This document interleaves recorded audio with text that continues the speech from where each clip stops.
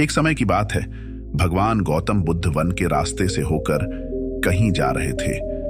रास्ते में उन्हें एक व्यक्ति मिला जो एक गड्ढा खोद रहा था। गौतम बुद्ध वहीं पर थोड़ी देर विश्राम करने के लिए वृक्ष के नीचे बैठ गए और उस व्यक्ति को देखने लगे जो गड्ढा खोद रहा था। तभी उस व्यक्ति को गड्ढा खोदते खोदते एक कलश मिला। उस कलश में बहुत ही कीमती हीरे जवाहरात भरे हुए थे। यह सब देखकर वह व्यक्ति बहुत खुश हुआ और सोचने लगा, आज मेरा भाग्य जाग उठा है।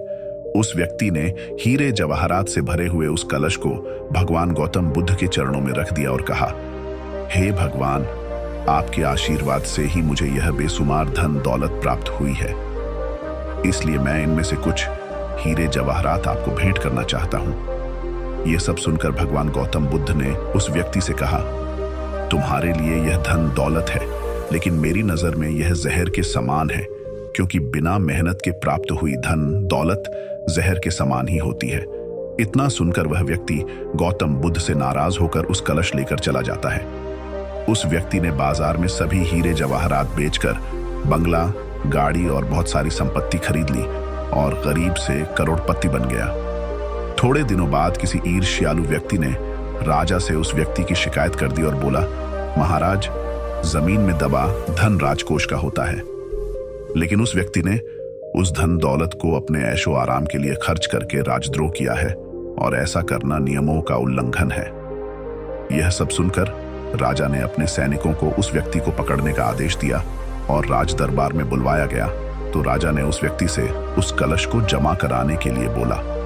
राजा के सामने आकर वह व्यक्ति घबरा गया और उसने सब कुछ उगल दिया कि मैंने सभी हीरे जवाहरात बाजार में बेचकर संपत्ति खरीद ली है। यह सब सुनकर राजा ने उस व्यक्ति से कहा, ऐसा करके तुमने हमारे राज्य के नियमों का उल्लंघन किया है, इसलिए तुम्हें इसकी सजा जरूर मिलेगी। और राजा के आदेश से उसे अपने परिवार सहित जेल में डाल दिया गया और उसकी सारी संपत्ति जब्त कर ली गई। काफी दिनों बाद वह राजा जेल में कैदियों के निरीक्षण के लिए गया। तभी उस व्यक्ति ने राजा से अपनी सजा माफ करने के लिए आग्रह किया और कहा, महाराज, जब मुझे वह कलश जमीन में गड्ढा खोदते समय मिला तो भगवान गौतम बुद्ध वहीं पर मौजूद थे। भगवान गौतम बुद्ध ने मुझसे कहा था कि इसमें धन दौलत नहीं जहर भरा हुआ है, लेकिन उनकी यह बात न मानकर मैंने उनका अपमान किया था और आज जेल में रहकर मुझे एहसास हो रहा है कि उनकी बात बिल्कुल सच थी, क्योंकि बिना मेहनत के प्राप्त धन दौलत जहर के समान ही होती है।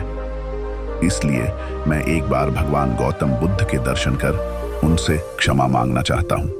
उस राजा ने भगवान बुद्ध को ससम्मान अपने राज्य में आमंत्रित किया और जेल से निकालकर उस व्यक्ति को भगवान बुद्ध के पास लाया गया। उस व्यक्ति ने भगवान बुद्ध के चरणों में बैठकर क्षमा मांगी तथा कहा, भगवान, आपकी बात बिल्कुल सत्य थी, क्योंकि कलश में सही में जहर भरा हुआ था, जिसने कारण मुझे अपने परिवार सहित जेल जाना पड़ा। भगवान गौतम बुद्ध के आदेश से राजा ने उस व्यक्ति को जेल से रिहा कर दिया। इसके बाद उस व्यक्ति ने उसी दिन से मेहनत से प्राप्त धन से अपना जीवन यापन शुरू कर दिया। सीख दोस्तों, इस कहानी से हमें यह सीख मिलती है कि बिना मेहनत के हासिल हुआ धन हमें कभी खुशी नहीं दे सकता है, क्योंकि बिना परिश्रम के प्राप्त हुआ धन विष के समान होता है। परिश्रम से प्राप्त किया हुआ धन हमारे खून पसीने का धन होता है और उसकी कीमत हमें पता होती है, इसलिए हम उस धन को सोच समझकर खर्च करते हैं। वही बिना मेहनत से कमाए हुए धन की हमें कीमत पता नहीं होती है और उस धन को हम गलत तरीके से खर्च करने लगते हैं और हम गलत रास्ते पर चलने लगते हैं।